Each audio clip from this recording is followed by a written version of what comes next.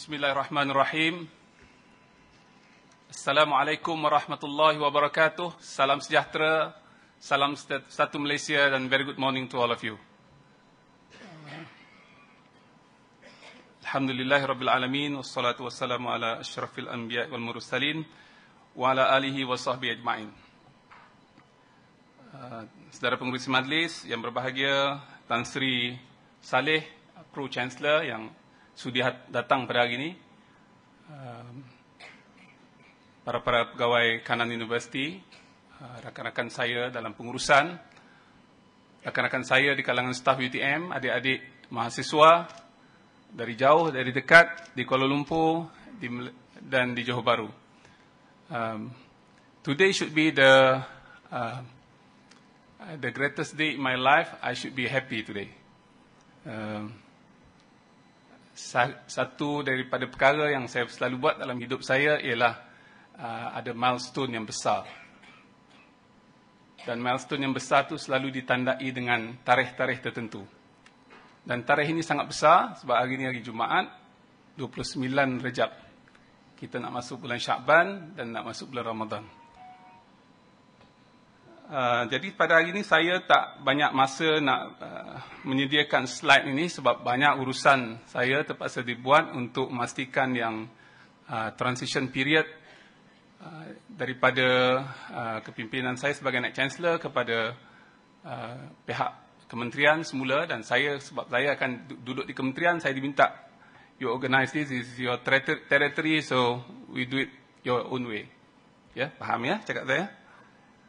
Apa-apa yang berlaku kat sini sampai ke saya nanti. Jadi maknanya to make it easy, they said okay, you organize, you arrange it proper, and then insyaAllah it's going to be very smooth transition. Saya telah berfikirkan dengan isteri saya apa perkara saya nak bincang hari ini. Jadi saya nak reflect balik. Sebenarnya saya dah 30 tahun duduk di UTM. I'm part of UTM since 1983, and today probably the last day for me to be officially in UTM. Besok ada satu function lagi, iaitu perasmian International Johor Horse Show yang saya diminta untuk bercakap sebagai Naib Chancellor. Jadi saya secara officialnya melepaskan jawatan saya pada 10 hari bulan. Kalau tidak, besok saya tak boleh hadir. Dan tuanku Sultan Johor berkenan untuk berangkat esok. Jadi tuan-tuan jemputlah kalau tak sempat jumpa saya hari ini, nak tanda tangan ke, nak apa ke, nak dapat wasiat ke apa. Besok saya ada di pusat Equine. Yang kedua, saya nak bincangkan sesuatu tentang apa yang saya belajar sepanjang 30 tahun saya duduk di UTM ni. I think this is very important. Ya. Saya tak nak cerita pasal apa kejayaan kita, but what we have learned from all these years. And this is more important than what you achieve. And the third one, saya telah develop satu prinsip yang saya gunakan sepanjang saya duduk kat UTM ni. Dan saya nak share dengan tuan-tuan. You nak ikut tak ikut, terpulang. You can choose and you can think about it. Whatever we have done so far is based on this. Dan saya nak cerita tentang rahsia ni. Rahsia ni kita share dengan semua orang UTM supaya tuan-tuan belajar kenapa kita boleh buat sesuatu secara yang kita buat. The UTM model, so to speak. Okay. Saya nak reflect pada sejarah. Sebab sejarah ni penting tuan-tuan. Dan saya nak tuan-tuan faham perkara ni banyak bergantung kepada sejarah yang berlaku di dalam, sebab hari ni meraihkan saya, jadi saya cerita saya lah. Ya, dalam hidup saya. Jadi saya pada tahun 1983, saya telah bertuah diterima menjadi student Chemical Engineering pada tahun 1983 di UTM Kuala Lumpur. And it was the first batch. I was lucky, my result was not that good. Kalau sekarang ini saya minta confirm tak dapat. Sekarang ini mesti CGPA 4.0. Semalam pakcik betul saya, adik ayah saya, bagi tahu saya anak dia dapat, sepupu saya lah, dapat 3.88. Boleh tolong tak Naib Chancellor? Dia kata, saya bukan Naib Chancellor lagi. Nampak lepas tangan. Yang kedua, saya kata, biasa orang dapat 4.0. Kalau saya tolong nanti semua orang kata, ni sepupu saya masuk UTM. Jadi dia pun fahamlah tu, dia kata dia tak nak menyusahkan saya. Apa kursus lain yang boleh masuk kalau 3.88? Saya beritahulah 2-3 kursus yang berkaitan. Jadi kalaulah 3.88 tak dapat masa tu, saya memang tak layak tinggal kat UTM ni. Tak boleh masuk pun. Jadi saya untung ketika itu sebab tuan-tuan, fakulti yang pertama, tak ada fakulti lagi, jabatan yang pertama, first batch, orang pun tak tahu, ketua jabatan Profesor Ramlan, mana Profesor Ramlan? Mana ni pahlawan Melayu hilang ni? Profesor Ramlan, ada 5 orang staff macam tu, ada seorang je masters. Masters ni adalah Profesor Ramlan. Dia dah ketua hulu balangnya. Jadi dia tengok saya ni daripada sekolah Ghafar Baber, Masjid Tanah, Melaka. Confirm ni kampung saya. Ambil. Masuk. Ini orang kampung saya ni. Tak tahu lah, mungkin tak macam tu lah. Pertimbangan dia. Sebab selepas saya masuk tu dia cari saya. Jadi mungkin dia kata ni orang kampung saya lah. Sebab ada 2 orang kampung masuk ketika itu. Seorang petroleum, seorang saya. Yang petroleum tu memang Profesor Ramlan minta masuk petroleum engineering. It's a good future. Jadi saya tak dapat nasihat daripada dia, tiba-tiba masuk kursus tu. Jadi saya nak cerita tuan-tuan kenapa saya tak dapat macam orang lain, pergi ke tempat lain dan sebagainya. Ya, ini sangat penting tuan-tuan. Sebab itulah apa yang saya buat selama ni correlate with what happened to me. Ya, it's happened when I was 10 years of age. Masa tu saya 10 tahun tahun bila tahun 75 saya di Kuala Terengganu ketika itu. I was hospitalized for many months lah, many weeks. I was diagnosed coarctation of aorta with hypertension. Sakit jantung lah senang cerita ya. Sakit jantung, tapi bukan jantung yang sakit, pembuluh yang keluar tu. Jadi jantung okey, pembuluhnya tu.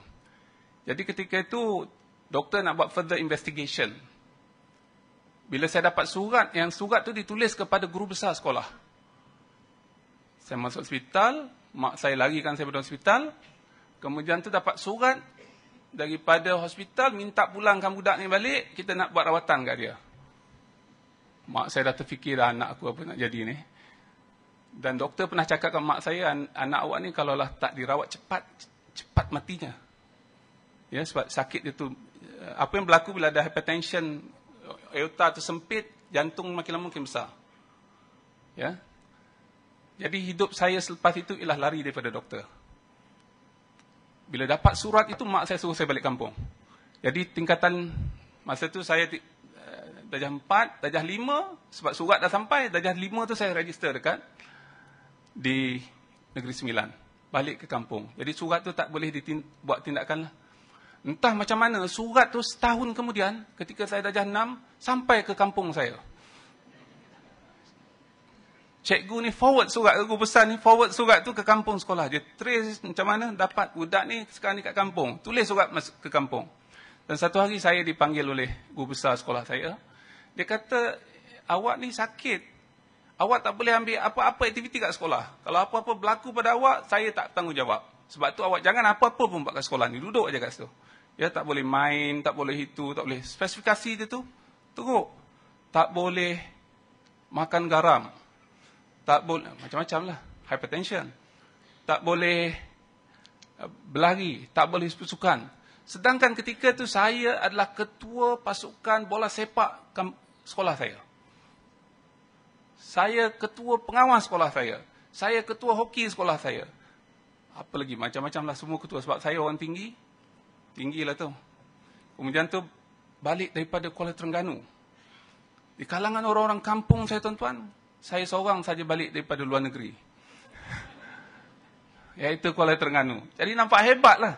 Orang pengalaman. Dan kebetulan pula, masa saya di Terengganu tu, saya satu sekolah dengan Sultan Mizan yang jadi Sultan sekarang ni. Itu sebabnya tu yang dapat balik.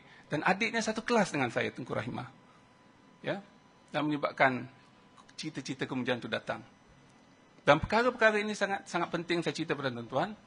Selepas saya masuk ke sekolah, tingkatan 1 saya lepas. Saya keluar daripada Negeri Sembilan. Sebab selalunya jabatan saya tahulah, pentadbiran sekolah ni, dia akan hantar ke Jabatan Pendidikan Daerah, daerah akan ke negeri, negeri hantar ke negeri, negeri hantar ke daerah, nak sampai tu 1 tahun. Ya, surat tu. Jadi, it happened that the letter arrived me about 2.5 years later. Dia dapat trace saya dekat sekolah menengah Kem Terendak. Jadi selepas daripada tu, surat tu sampai, saya tak dibenarkan main apa-apa. Tak boleh apa-apa dan sebagainya. Ketika tu saya kapten pasukan bola sepak Naib Johan Negeri. Bayangkan. Tiba-tiba cikgu kata tak boleh main bola. Tak boleh main itu, tak boleh main ini. Tapi I was strapped masa saya masuk tingkatan 4. Ya, masa saya masuk tingkatan 4, kesihatan saya sangat teruk. Masa tu saya memang tak boleh main. Suruh main pun saya tak boleh main. Ketika itulah ada 2 orang cikgu look after me. Masa tu mak saya di Negeri Sembilan, saya anak askar, sebab tu saya boleh berkata-kata pergi. Saya sekolah di Kem Terendak, bukan MCKK, bukan Shah Alam, apalagi Alam Shah. Saya pun tak tahulah nama-nama sekolah elit ni, nanti saya belajarlah dekat kementerian nanti. Jadi sekolah yang saya pergi tu sekolah menengah Kem Terendak. Orang pun tak tahu kat mana sekolah tu. Sekarang ni ada tak ada lagi pun orang tak kisah. Tak ada apa-apa hebat dalam sekolah tu. Jadi saya menyorok kat situlah. Kemudian pada tingkatan 4 saya kena keluar dari sekolah tu sebab masuk aliran sains. Saya pergi ke sekolah menengah Ghaffar Babur. Then Ghaffar Babur I gain attention. Sebab apa? Disebabkan saya tak boleh main, saya bercakap. Ya, jadi saya belajar syarahan dan ada seorang ustaz mengajar saya bersyarah. Ada seorang cikgu mengajar saya bersyarah. Dan saya buat sesuatu tu sebab saya terlepas main bola, saya buat betul-betul. Masa saya tingkatan 4, saya naik Johan Negeri, saya naik Johan Zon, Kuala Lumpur, Selangor, Melaka, wilayah persekutuan. Tingkatan 5, saya naik Johan peringkat kebangsaan. Jadi I gain attention because of that. So saya dalam hidup saya berfikir bahawa apa benda kita nak buat pun, kalau buat betul-betul. Kalaulah saya tak sakit, mungkin sekarang saya pengurus bola sepak Chelsea mungkin ya. Rasanya.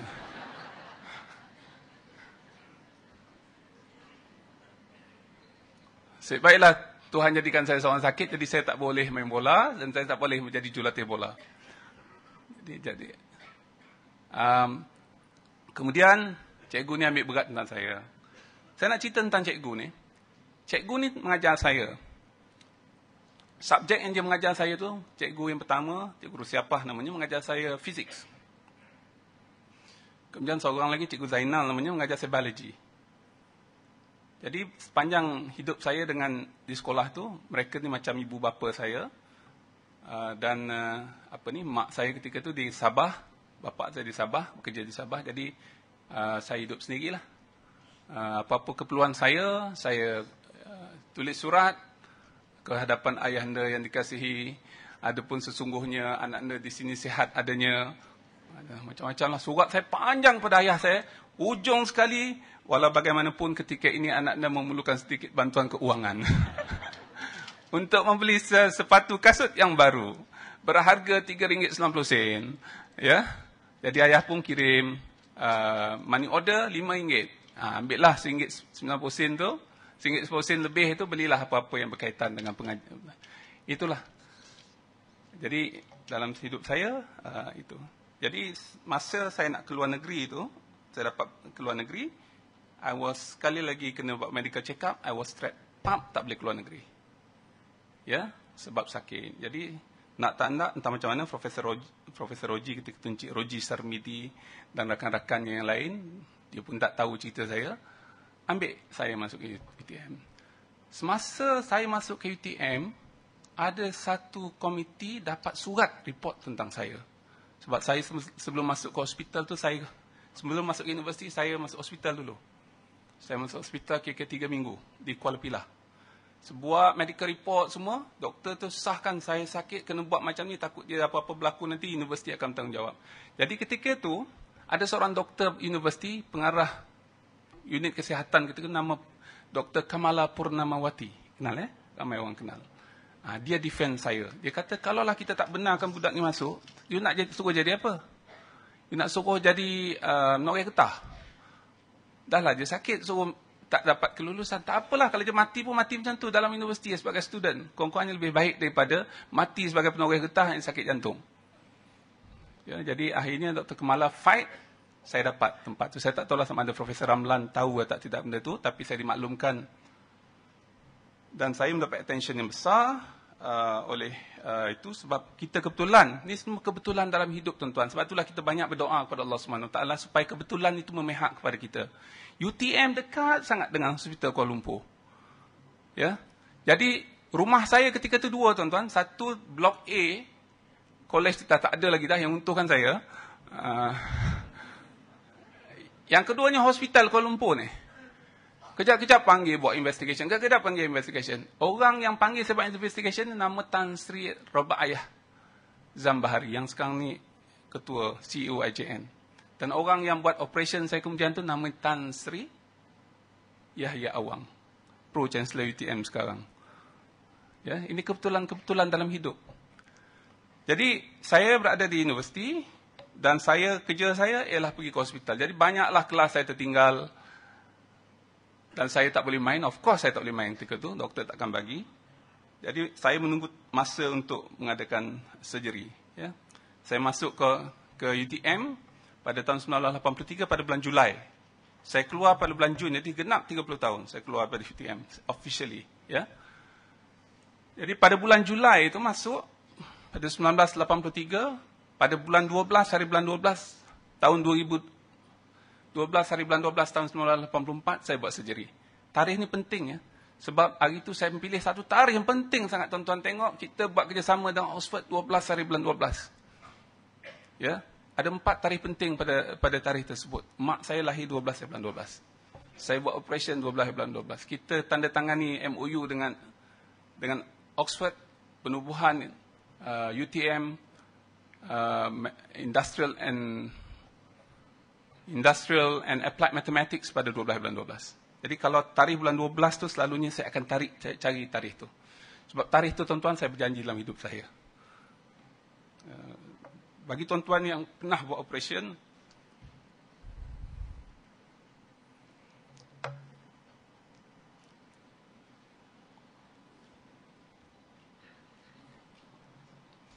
bagi siapa-siapa yang pernah buat operation kecil tak apalah. Operation yang bedah jantung. Dia nak buka jantung tu, nak keluarkan jantung, masukkan balik jantung. Ya. Pada 12 bulan 12 itu, kita dideretkan pagi pagi-pagi itu, kita dideretkan dalam bilik menunggu, masuk ke kamar bedah masing-masing. Jadi saya tanya orang sebelah, awak sakit apa? Saya kaki mau kasih besi masuk. Awak sabar atau tak ada apa, kaki tak ada apa. Ya. Awak kiri sakit apa? Saya ini ada orang Cina sebelah kiri saya. Bangsa keturunan Tionghoa. Kata saya sakit kaki, ada apalah saya lupa lah kaki. Tapi yang saya ingat yang kaki sebelah ni masuk besi. Sebab saya nasihatkan dia, sabar, no problem. It will be okay. Jadi dalam 3 orang kiri kanan tu saya ni penyabar kepada orang. Tiba-tiba orang ni yang sakit kaki ni tanya, awak mau ke operation apa? Saya mau ke operation jantung. Ayo, itu banyak teruk mah. Ya. Jadi dalam itu kita berfikir.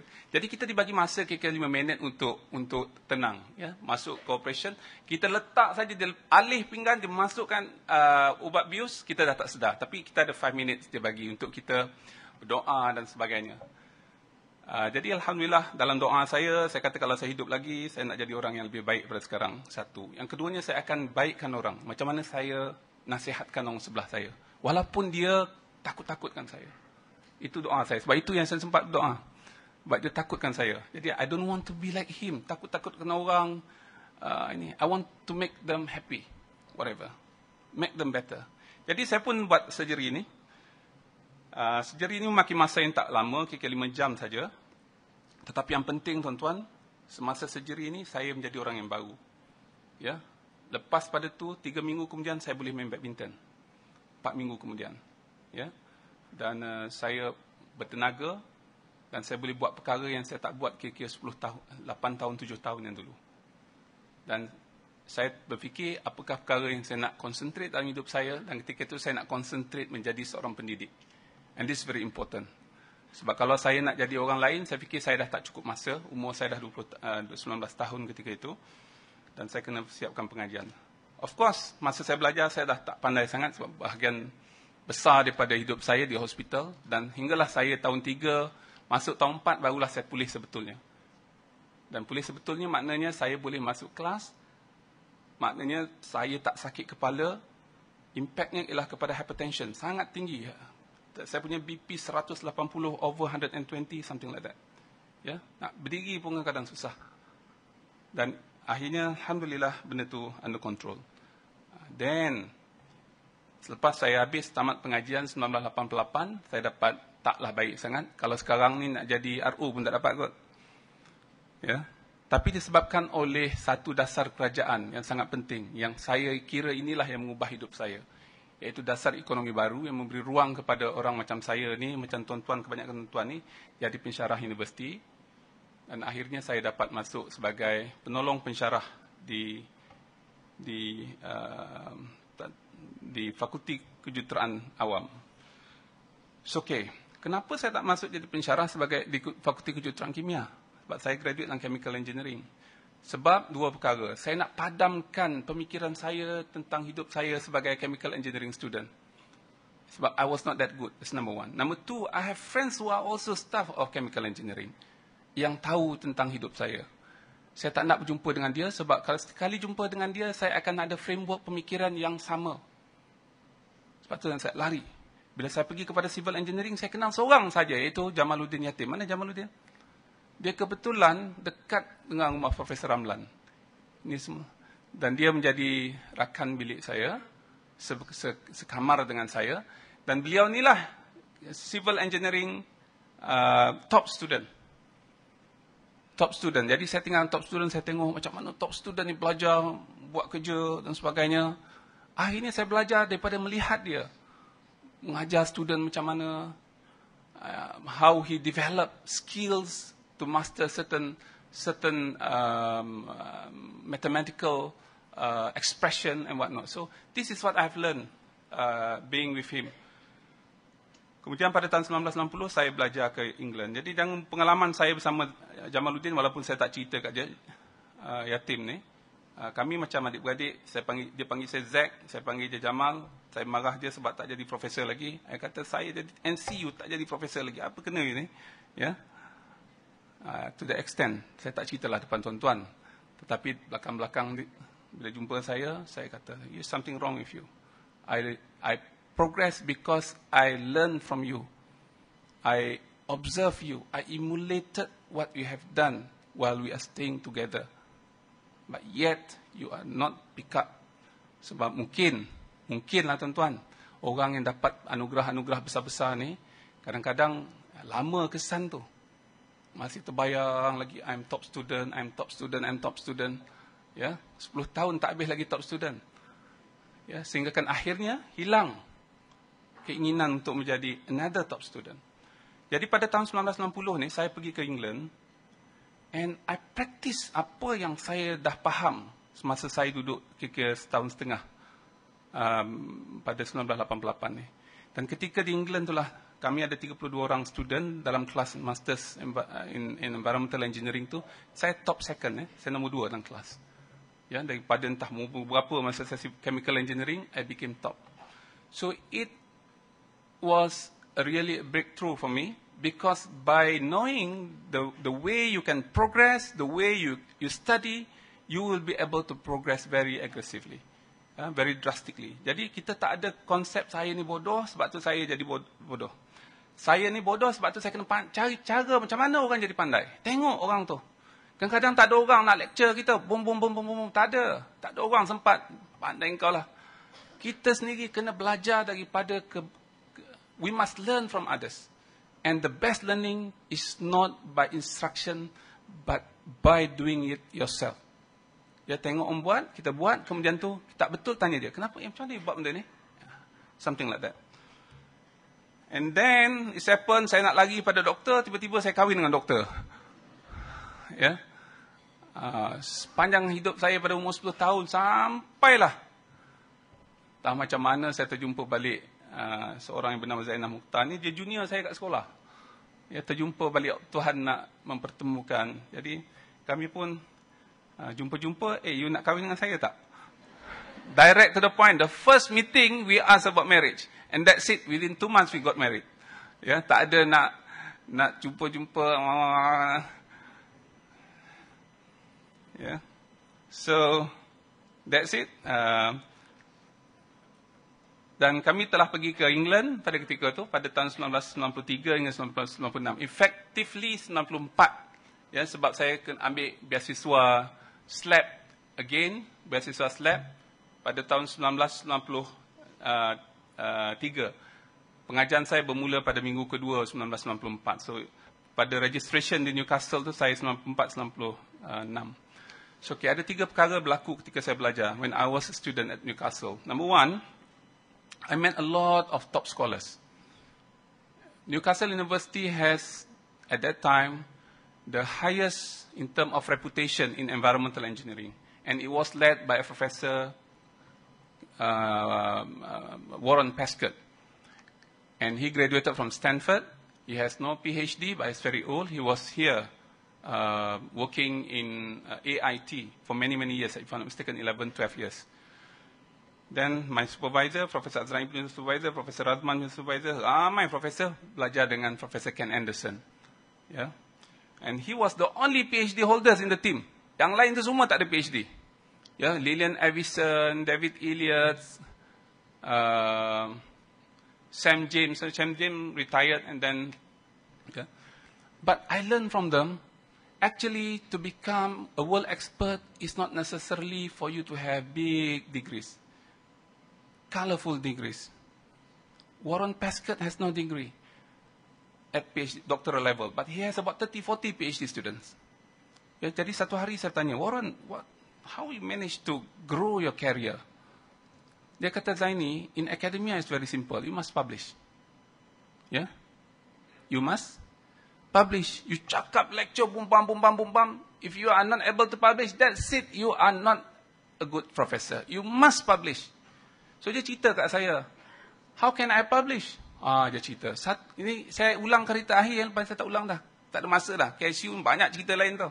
Saya jaga 65 universiti, bukan satu universiti. Saya ulang balik. He told me, one of his former PhD student came from Jordan, asking for help on water reused. Warren said, this is not my area. I never heard this. Pada tahun itulah, pada tahun 70-an tu, akhir tahun 70-an.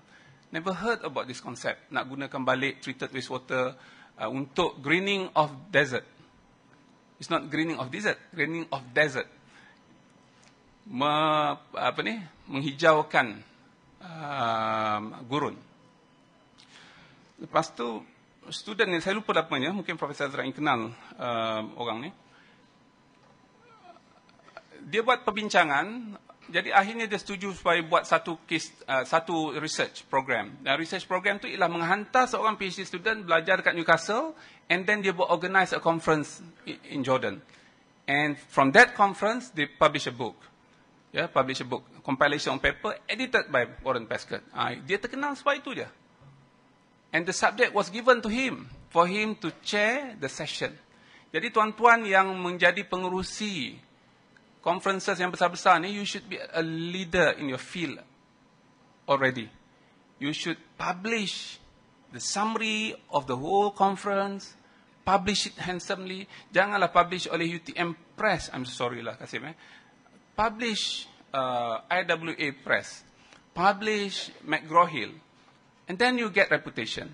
People read your book because it's published by world-leading press.